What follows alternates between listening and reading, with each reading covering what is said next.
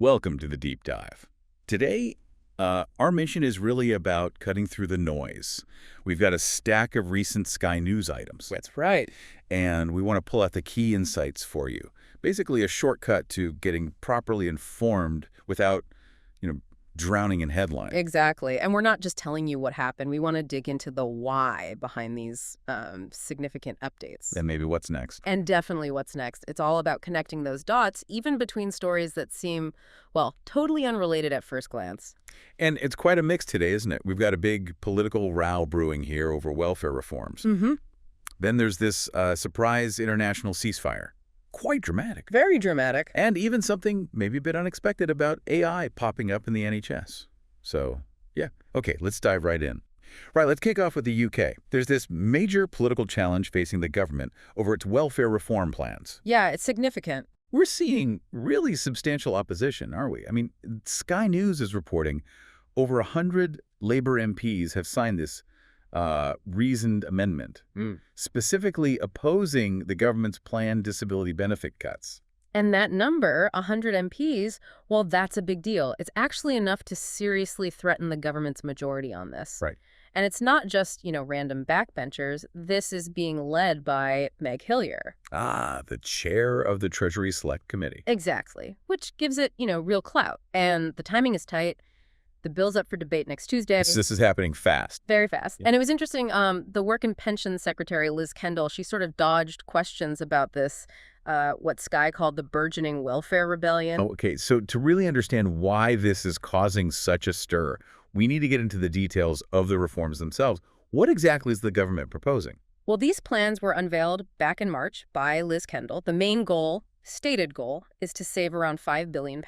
Okay. The core change, the one really causing the opposition, is narrowing who's eligible for the daily living allowance part of PIP. PIP being the personal independence payment. Correct. That's the money for people who need extra help with daily tasks or getting around because of a disability or a health condition. So making it tougher to get that specific part of PIP. Yeah. What else is in the package? There's also a consultation planned. They're looking at delaying access to the health top-up part of universal credit until someone's 22. The idea, they say, is the savings would go back into work support and training programs. Right. Anything else major? Oh, yes. A big one is scrapping the work capability assessment entirely, the WCA. Completely. When? Planned for 2028. Now, that's the test currently used to see if someone's fit for work, basically. So if they scrap that, how is support decided? Under these plans, financial support for people who are sick or disabled would hinge solely on the PIP assessment. Just PIP. Okay, so Yeah. streamlining the process, you could say. That seems to be the idea. There are a few other things, too, like merging job seekers allowance and employment and support allowance. Okay. And interestingly, raising the standard universal credit allowance, but not immediately, that's set for 2029-30 by $775. And there was something about helping people try work. Yeah, a right to try initiative. So people could attempt going back to work without, instantly losing their benefits, giving them a bit of a safety net while they try. Okay, so quite a comprehensive overhaul. Aimed at saving money, streamlining, maybe getting people into work. But let's go back to those 100-plus MPs opposing it.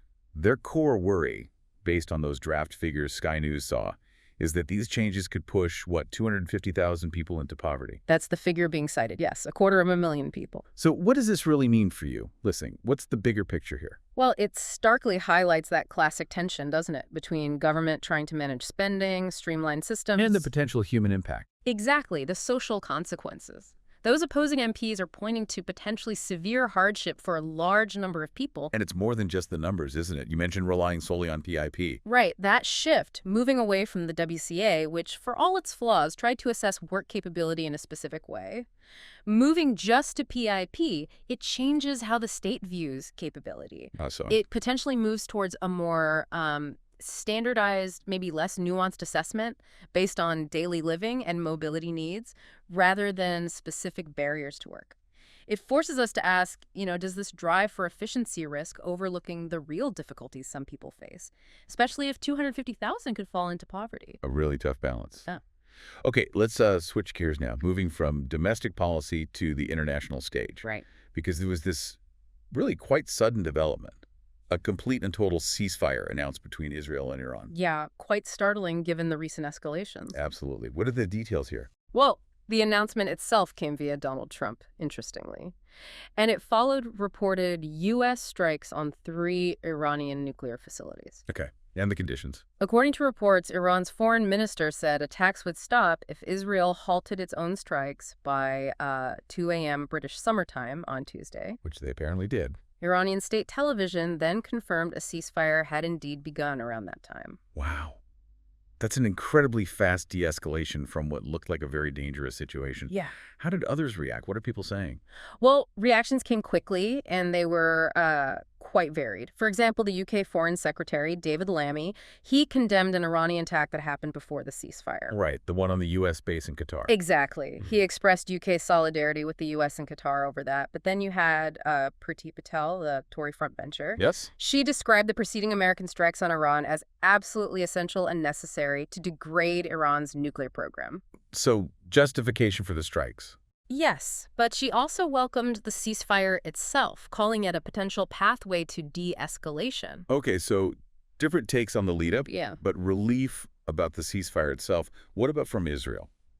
Well, the Israeli opposition leader, Yair Lapid, he was speaking at the Foreign Affairs Committee. He said, and I quote, "The world is a safer place than it was 12 days ago." That's quite definitive. It is, Right. but he added a crucial caveat.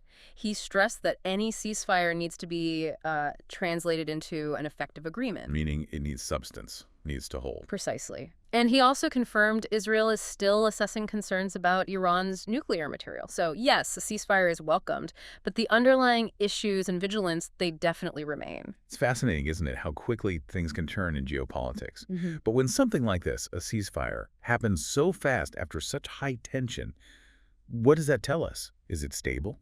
That's the million-dollar question, really. It certainly underscores the complexity, the sheer speed of international diplomacy sometimes. Or maybe desperation? Or pragmatism, perhaps. A quick halt to fighting is one thing, right? But building lasting stability, that needs addressing the root causes. It needs trust.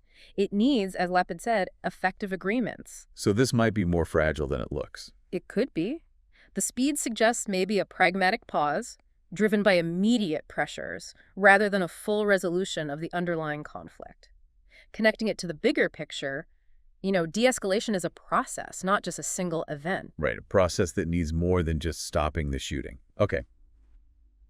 Let's pivot again. Something completely different, closer to home. Mm-hmm.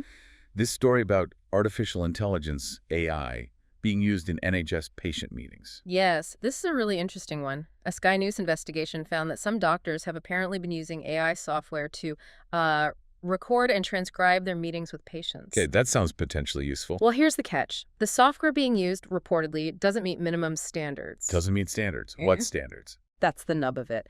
And the reaction was swift.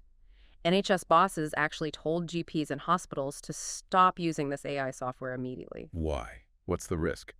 The concerns are pretty serious. Potential breaches of data protection rules and even risks to patient safety. Wow. Okay, so stop using it. But wasn't the NHS encouraging this sort of thing? Exactly. That's what makes this so intriguing, this warning from NHS England. It came just weeks after the very same organization had written to doctors highlighting the benefits of using AI for note-taking. Seriously? Yes. They even mentioned specific software, ambient voice technology, AVT.